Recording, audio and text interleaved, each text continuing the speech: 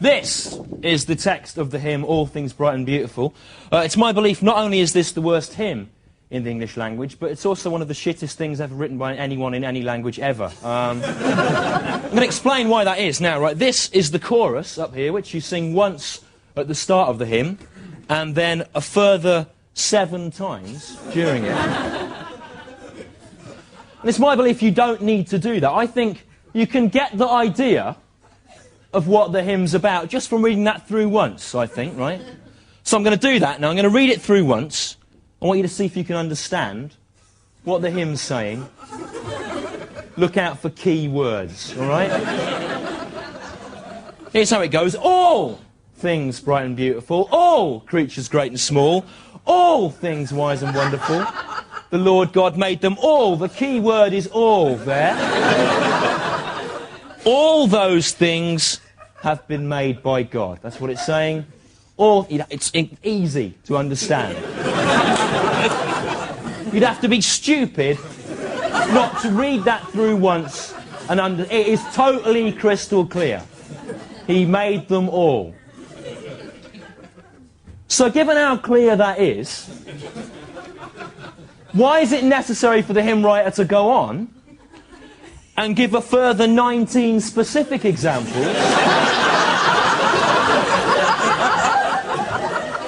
of some of the individual things God's made, in case when you read that through, He made them all, you didn't understand what it meant?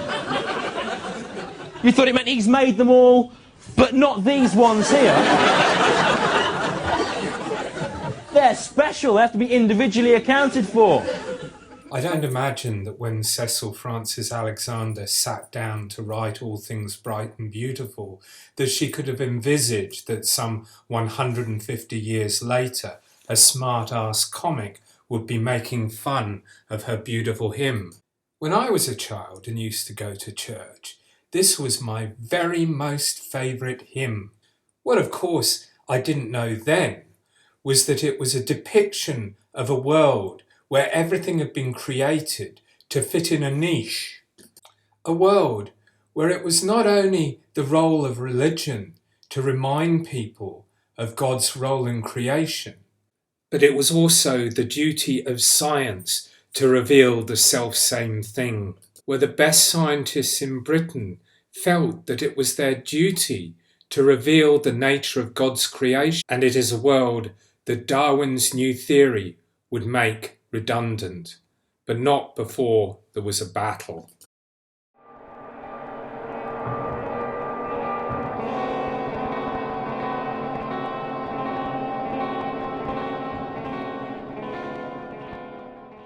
So let's take it back to the Beagle. After several years of traipsing up and down the east and west coasts of South America, the Beagle was now on its way back home, but it was going the long way, around the Pacific, the Southern Ocean, and then back up through the Atlantic. On the 9th of February 1835, they're in Valdivia in Chile.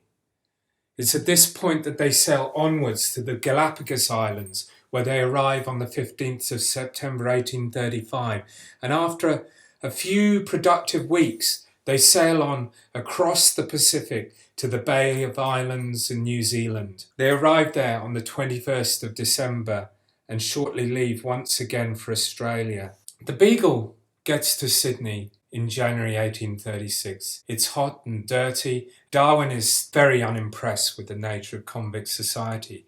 However, he decides to take himself off into the bush and goes up into the Blue Mountains and crosses the Blue Mountains, all the while observing the wildlife that he can find there.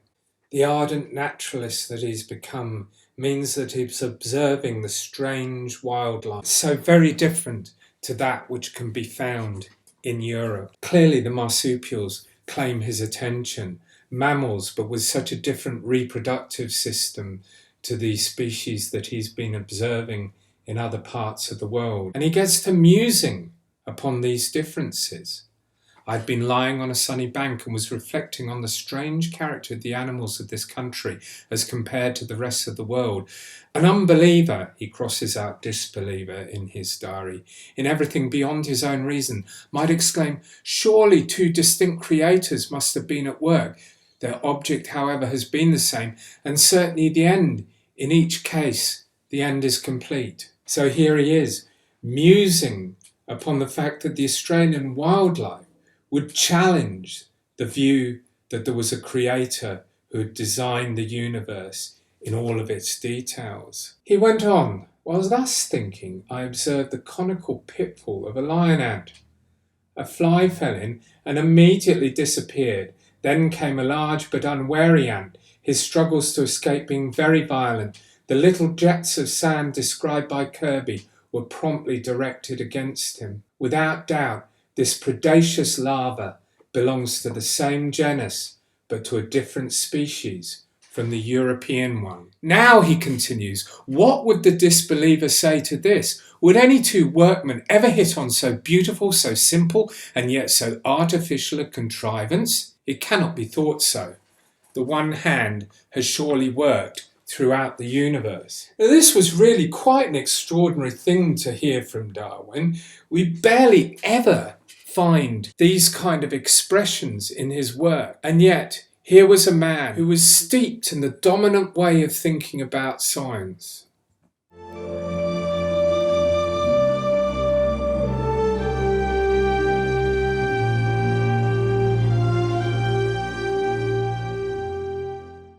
For Darwin was very much a product of the Paleyite universe. The Reverend William Paley is best known as the author of Natural Theology, or Evidences of the Existent and Attributes of the Deity. In this work, Natural Theology, which gave a name to the whole Paleyite field, he explored the way that a scientist looking at nature could infer from its structure design. The book, published in 1802, commences with the famous watchmaker analogy. In crossing a heath, suppose I pitched my foot against a stone and were asked how the stone came to be there. I might possibly answer that for anything I knew to the contrary, it had lain there forever. Nor would it perhaps be very easy to show the absurdity of this answer. But suppose I had found a watch upon the ground, and it should be inquired how the watch happened to be in that place. I should hardly think of the answer which I had before given, that for anything I knew, the watch might have always been there. Yet why should not this answer serve for the watch as well for the stone? Why is it not as admissible in the second case as in the first?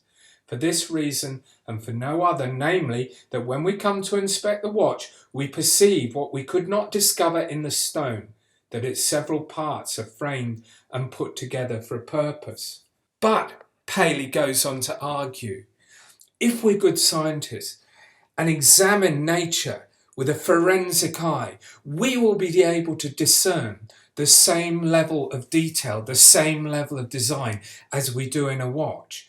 And just as we can infer the existence of a watchmaker from the watch, from a flower or a bird, we can infer the beauty of the design of the universe. A design can only be there because there is a designer in the Supreme Being, the Supreme Creator.